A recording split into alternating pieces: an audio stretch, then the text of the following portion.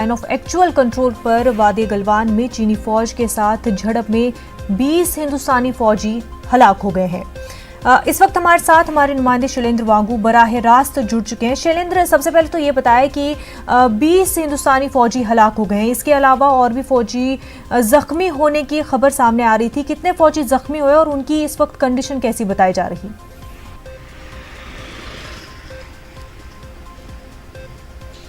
देखिए, इस पे तफसील से कुछ बताया नहीं जा रहा है अभी इंडियन आर्मी की तरफ से। हालांकि कल देर शाम एक स्टेटमेंट जारी किया गया था जिसमें कहा गया था कि कल सोमवार शाम को जो एक वायलेंट क्लैश हुआ है चाइनीज फोर्सेस के साथ में, उसमें 3 जो भारतीय सोल्जर्स हैं, जिसमें एक कमांडर भी शामिल है, तो जाहिर तौर पर कर्नल भी शामिल है, माफ़ कीजिए। तो इसके साथ ही साथ 17 और ऐसे जवान हैं जो जख्मी हुए थे और वहाँ के जो उनका जो इंक्लीमेंट वेदर है, वहाँ का जो खराब मौसम, सर्द मौसम है, उसके चलते उनकी जान चले गई 17 लोगों की। तो कुल 20 का आंकड़ा बताया गया, लेकिन माना यह जा रहा है कि आंकड़ा अभी और ऊपर जा सकता है क्योंकि अभी भी बहुत से जवान जख्मी हैं। हालांकि जब तक इस पर ऑफिशियली कुछ नहीं कहा जाता है तो कुछ भी कहना सही नहीं होगा।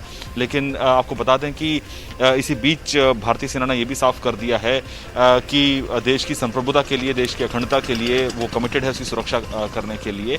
हालांकि जो ये क्लैशेस हुए हैं, इसको लेकर विदेश मंत्रालय का भी स्टेटमेंट आ चुका है कल शाम में ही, जिसमें उन्होंने साफ कर दिया था कि 6 जून को जो सहमति बनी थी भारत और चीन के कोर कमांडर्स लेवल की मीटिंग के दौरान, उसमें यह सहमति बनी थी कि LAC का सम्मान किया जाएगा और वहाँ डीएस्केलेशन किया जाएगा। लेकिन चीन ने इसको रेस्पेक्ट नहीं किया, चीन ने इसको उल्लंघन किया।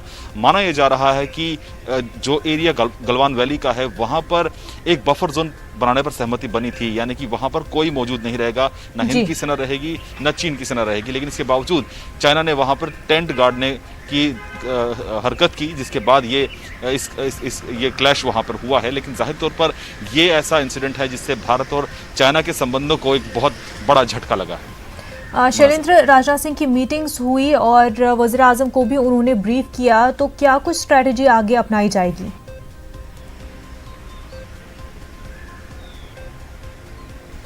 देखिए, इस पूरे मामले को लेकर कल बैठकों का सिलसिला चलता रहा। पहले जो डिफेंस मिनिस्टर के यहाँ पर मीटिंग हुई थी, जिसमें CDS मौजूद रहे और साथ ही साथ वहाँ पर विदेश मंत्री भी मौजूद रहे, तीनों सर्विस चीफ, और साथ ही साथ जो CDS हैं वो भी इसमें बैठक में शामिल रहे। कल ये ऐसी कई बैठकें दिन में हुई हैं, लेकिन कल देर शाम प्रधानमंत्री मोदी की भी बैठक हुई है, जिसमें विदेश मंत्री और बाकी जो 3 टॉप मिनिस्टर्स हैं, रक्षा मंत्री, वित्त मंत्री और गृह मंत्री अमित शाह, ये चारों जो है बैठक में शामिल हुए थे। और माना जा रहा है कि इसमें रणनीति पर चर्चा हुई है कि चीन के साथ आगे इस मसले को लेकर कैसे आगे बातचीत बढ़ाई जाए। लेकिन माना ये भी जा रहा है कि भारत की तरफ से जवाबी कार्रवाई होगी, और लेकिन वो कार्रवाई किस तरह की होगी ये देखने वाली बात होगी, क्योंकि माना जा रहा है आर्थिक भी हो सकती है, राजनीतिक भी हो सकती है। लेकिन इसके लिए अभी फिलहाल इस पर विचार चल रहा है। देखना यह होगा कि भारत का अगला कदम इस पर क्या होगा। लेकिन जाहिर तौर पर इस पूरे इंसिडेंट से दोनों देशों के संबंधों को झटका जरूर लगा है। लेकिन साथ ही साथ इस पूरे मामले को लेकर UN जनरल सेक्रेटरी की तरफ से भी बयान आया है, और वहीं अमेरिका ने भी कहा है कि वो चाहता है, वो इस बात का समर्थन करता है कि भारत और चीन बातचीत के जरिए शांतिपूर्वक तरीके से इस मसले को सुलझाएं।